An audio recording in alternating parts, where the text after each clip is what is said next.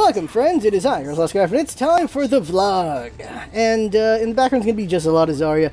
Oh my god, I did work with Zarya. She's going to be the next guide. This is going to be some of the footage that'll be in the guide. Oh my god, I did work. Zarya's just such a good hero, man. But she requires a good team around her. If you have Zarya as your only tank, it's not going to work. You need a Roadhog, you need a Winston, you need a Reinhardt. Someone else to tank with her. D.Va with Zarya I don't like as much, but like anyone with a shield or someone who can just detract from the enemy very well and just can give her a good bubble target, she can do a lot of work with. D.Va can do stuff, but I don't like her as much with Zarya just because D.Va's not going to take shots. She's going to eat the bullet, so it's not going to work out for Zarya. But Zarya can do work with another tank. That's how I feel. When she's the only tank, I don't think she's the way to go. I think you go Reinhardt. I think you go Winston. I think you go maybe even Roadhog. I don't like... D.Va maybe. D.Va can do work on her own. But I really like Reinhardt alone and Winston alone for the most part because their shield's very helpful. D.Va can to an extent. Roadhog can just kill the entire enemy team. That's the thing he can do. But, yeah. So Zarya in the background. And shoot, the Rio Olympics are almost over. And, I don't have the skins I want. So I'm like, crap. It's almost here. It's almost here and I don't have the skins I want. I'm going to have to play more Overwatch. We're going to do Overwatch tonight, obviously. I got to do more because I want one of the weightlifter Zarya skins. I want one of those skins, and the fact I don't have it yet is making me so sad. I want one. I want it, I want it, I want it. I have Nihon Genji. Like, there's so many people who want Nihon Genji. I don't care for it at all. Like, I don't care at all. But I got it, and it's like, damn it. It's not the one I want. It's not the one I want. Who was it? Yeah, Pan. Pan has gotten freaking Zarya skin 8 times. He's been lucky enough to get the skin. He's gotten it 8 times instead of getting like other skins. So that sucks. I've got one of our viewers who wants a Tracer skin. They've gotten a bunch of the other ones. Like, what the hell, guys? I've only gotten one. I got Nihon. I want the Zarya skin or America. I want the America skin from McCree because that skin is amazing. I really want that skin. More Overwatch talk. The last Bastion was pretty great. If you haven't seen it, you should check it out. Even if you don't play Overwatch, it's a pretty cool and a pretty interesting short there. And they did it very well. And I was getting so much Iron Giant vibes from that one. Because how can you not get Iron Giant vibes from it? And it's pretty good. It was just pretty dang good. And then the new map, I can't remember what it's called, Eidenwald or whatever. I can't remember the exact name of it right now because I'm not, looking at it. I'm looking forward to playing that map. A payload into capture? I'm very excited for that. I like how it's just a reverse of hybrid. I'm excited, but it looks so cool. Like, I'm very interested in that map. And the other thing from the last Bastion is talking about it again, it makes people want to have a horde mode, and I get that, and I want that. And I think we might have that in maybe a year or so. I'm thinking they might do a man versus machine kind of thing like TF2, but in the future, where we do a PvE, not anytime soon. Right now they're focused on maps, they're focused on more heroes and balancing for PvP. But maybe someday we will see a PvE. I'm pretty sure we will, but I'll say maybe anyway, because, Blizzard does whatever they want. They do what they want. They do what they want. Anything else Overwatch? All the balancing. I agree with all the balancing. Except for Mei. I can't believe she's getting buffed. I feel like Mei is strong. I like Mei a lot. The thing apparently is that Mei is not really used all that much in higher ranked and in competitive, is my understanding. And so that's to help her out. But Mei is solid as far as a pubber, I suppose. And that's probably why I like her so much. But in the higher ranks, I guess not. Oh, and the change of the rank. I'm excited. I'm going to just play exclusively ranked unless viewers want to play. That's what's going to happen. I'm excited for ranked. Like, I will grind out of bronze if I somehow get down there. I will grind out of silver. I will grind out of gold. I want diamond. I want diamond rank because that means you get to play with some really good players. I want to get... If I could, I'd try for master and grandmaster. I don't have enough time for that. But I will put in the time for diamond. Oh, there's also platinum, isn't there? I could be happy with platinum. In most games that do rankings like this, I'm usually a platinum diamond player. Gold if I have a really bad run. Like in StarCraft, where this came from, platinum was where I was. I could never get into diamond, and I fell into gold a few times. But platinum was usually where I was solid most of the time. And so I want to get into platinum if I have to, but I really want diamond. I want to play with the best. That's really what I really want. That's going to require just getting better at the game, and I'm willing to try to put the time for that. Because I really like Overwatch, and I'd love to be in the higher level play for that. So I'm going to put in the time for that, for sure. Of course, when I'm not doing other projects, or working, or... Oh crap, I'm going to run out of time eventually. But I'm gonna try at least. I want to actually put an effort for it because I'm excited for that. I really want to see the highest level play I can go and just play in that. I want to just play with really good people who are accurate all the time, that force me to get better at accuracy, just things like that. I want to be there, and so I'm gonna try. Anything else Overwatch? No, I'm fine with the Genji nerfs. I don't think they're too much. I think Genji's still gonna be very effective. He's just not gonna be stupidly effective, I suppose. Because this was the thing, is that the pros recognized that Genji was too much. They said, yeah, the reason why I'm doing so well is because I'm playing Genji. They didn't say it's like, I'm just great. They're saying, it's Genji. I'm doing great because of Genji right now. They have said that. And so, that says something. That really does. Anything else Overwatch? I think that's it for now. Next one's going to be Zarya Guide. After that, I have not decided. It'll be an offense or support. Offense hero. Who should it be? I have not decided. Tracer's going to be the last offense hero we do because I suck at Tracer. Bastion will be the last defense we do because it's Bastion. The last support we do will probably be... I don't know. I like them all. And then as far as tank go, I like them all too. So the only ones I know is Bastion will be the last defense we do because it's freaking Bastion. And Tracer will be the last offense we do because I need to learn her eventually. I'm having a harder time learning her than I'm having a hard time learning Genji. That's how much I suck at Tracer. I want to be good at everyone, but I suck that much with Tracer. That is for sure. So that's something I need to work on. Overwatch, besides the guides, there's other projects coming up that we're going to want to do, so they'll come out eventually. And then the channel in general, Hitman, Bangkok Dangerous is going to come out eventually. Not sure when. Batman will be done eventually. Doom is almost over, and then the new LPs will be coming in. I'll give them what they are. The Turing test comes out on the 30th. This is a really good puzzler.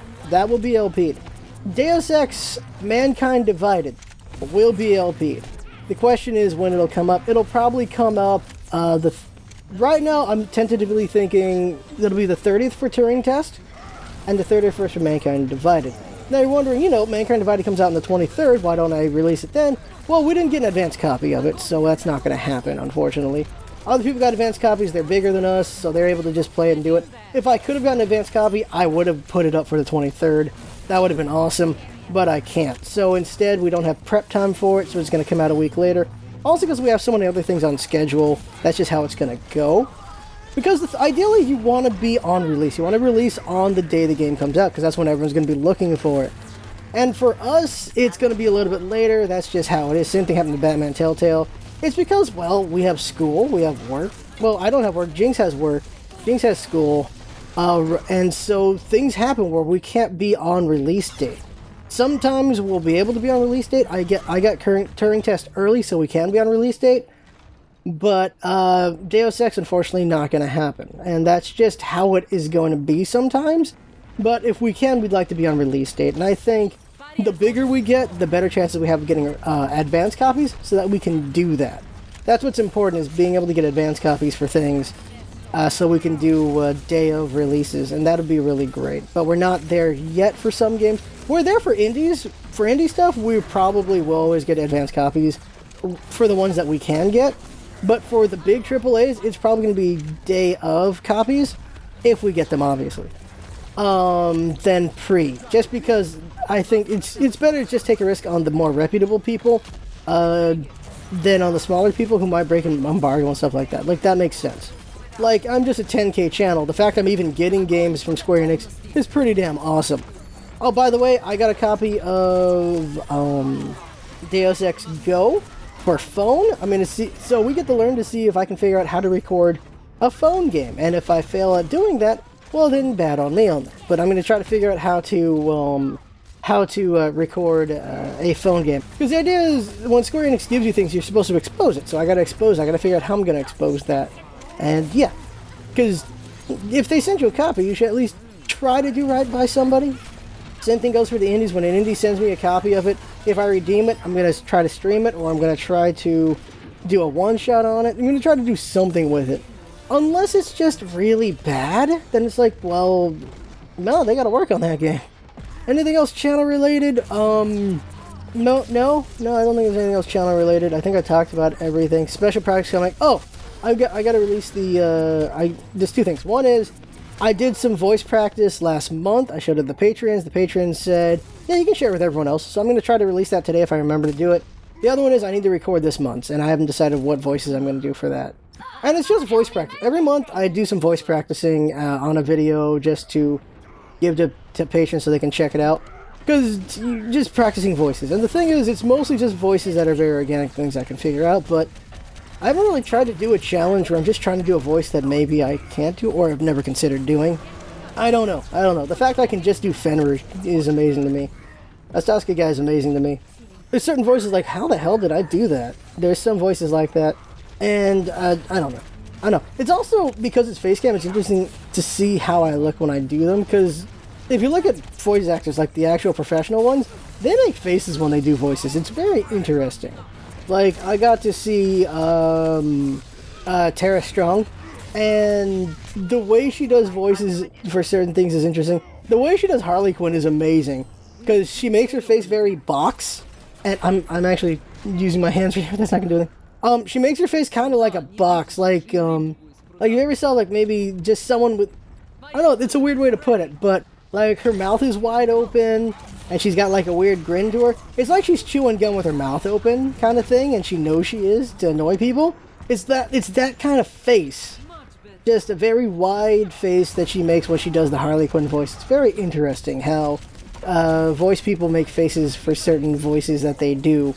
Well, I also got to see Kevin Conroy do Batman, and he just has a very serious face while he does Batman. It's very interesting. And then I can't remember the name of the guy who does Scarecrow, but he did Scarecrow, and he had more of a happy face while doing Scarecrow. So it's just interesting what faces come up when you do them. What to talk about? I think that's everything. That should be everything. There's going to be a bunch of one-shots coming up either this week or next week. I should double-check that.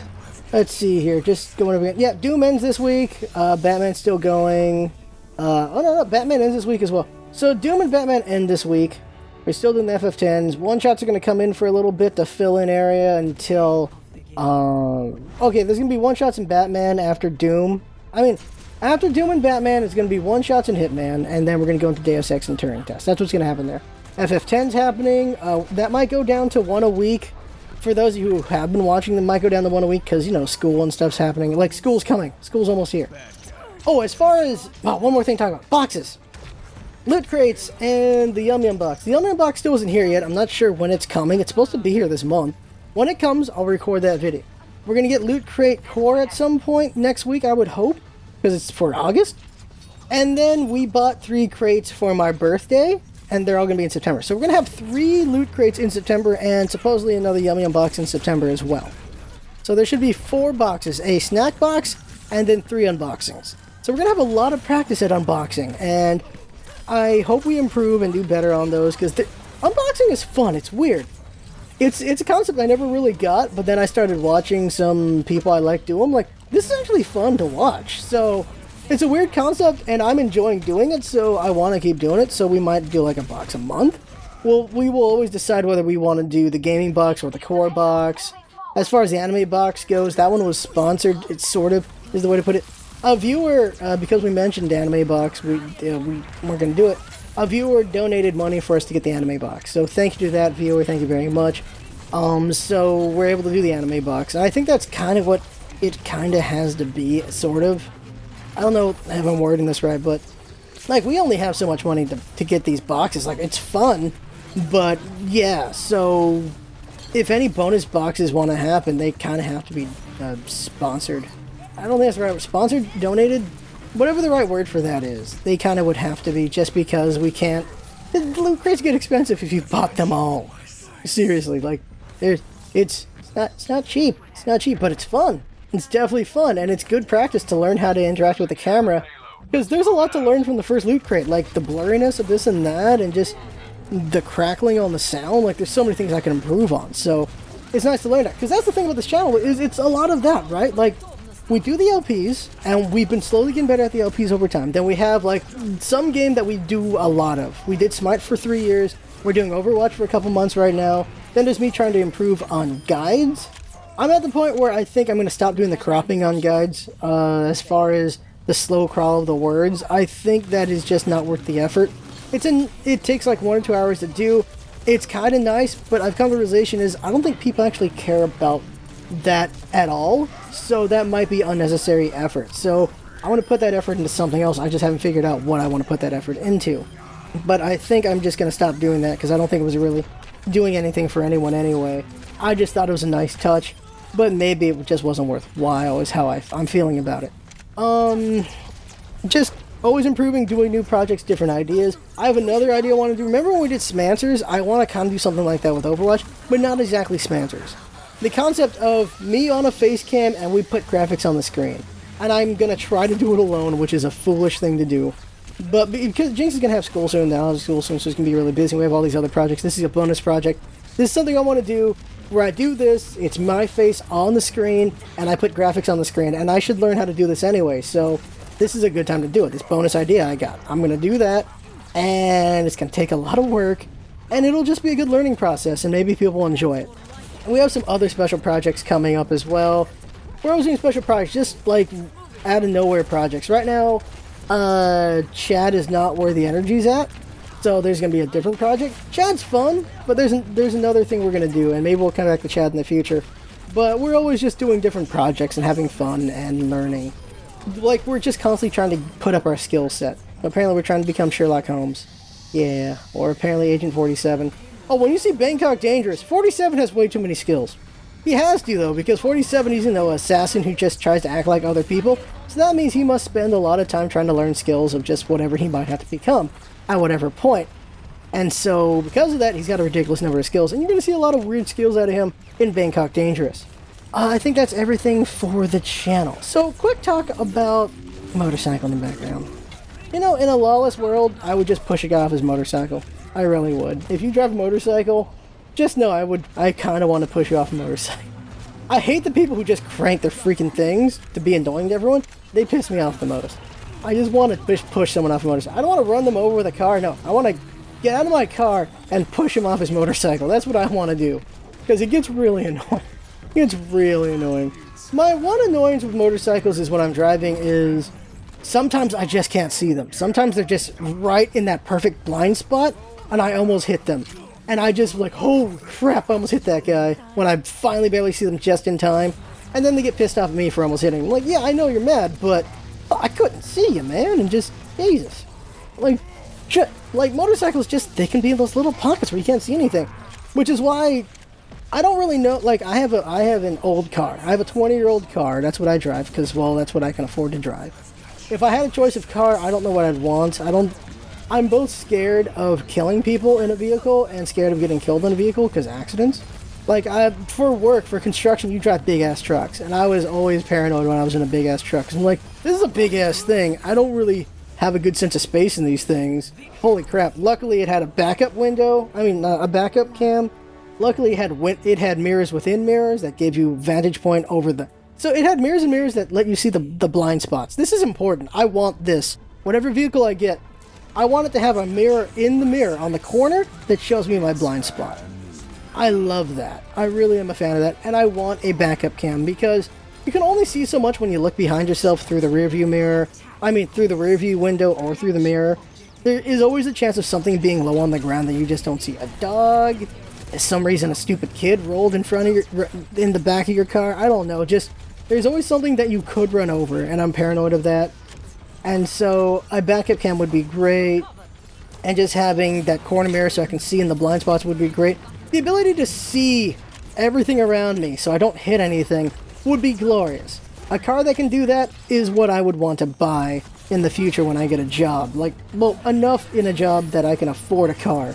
Like, that is something I'd want to do for dang sure. Because, I don't want to hit anybody. I don't want to get hit either, so... Also, do I want a big vehicle? Was it 10 years ago? My dad got into a car accident. He was driving a Camry. A Camry's like, it's a good size... It's not a good size. It's a car. It's just a car. It's a car.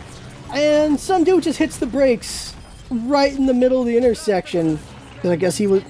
I guess he was driving through a red, and the guy realized he's driving through red, so he puts the brakes right through the intersection, which is not a good spot to brake. So my dad crashes right into him. The entire front of the car just gets crushed in. The entire front gets crushed in. Luckily, did not kill the guy. I think he hit the passenger side, and the guy was alone, so luckily that didn't take the guy out.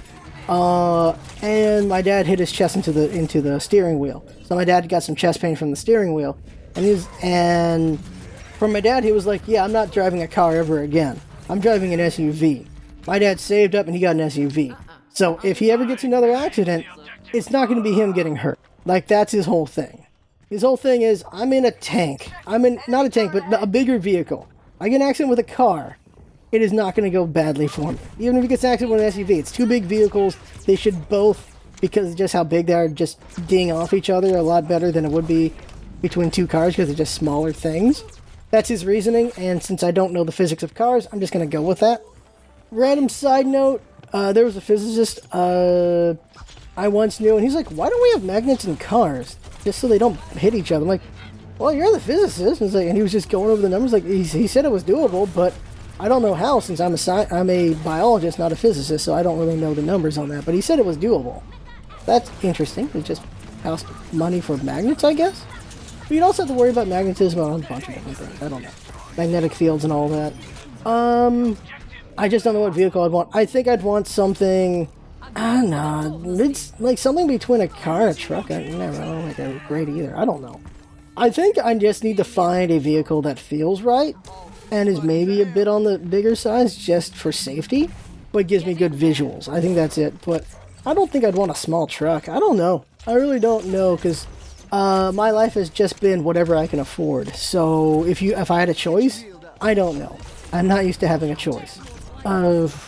But yeah, work was F-150s, it was Dodge Rams, I had to drive the 350? That's the bigger one, isn't it?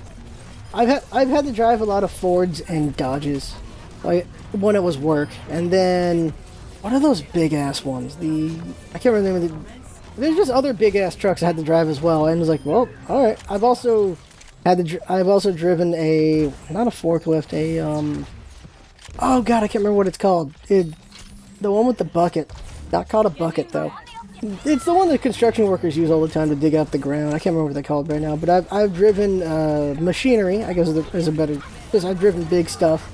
I haven't driven any Class B stuff, obviously, because I'm not allowed to. Although, actually, I think construction vehicles are Class B, so I shouldn't have been allowed to be on those either. I don't know. I think that's enough talking about random things, talked about vehicles. Never gonna see me in a motorcycle. I like my economist professor back in college. He's like, I drive a motorcycle, it just gets the things faster, it's just easier to do things, but he's like, it's an inevitability I'm gonna be in an accident though.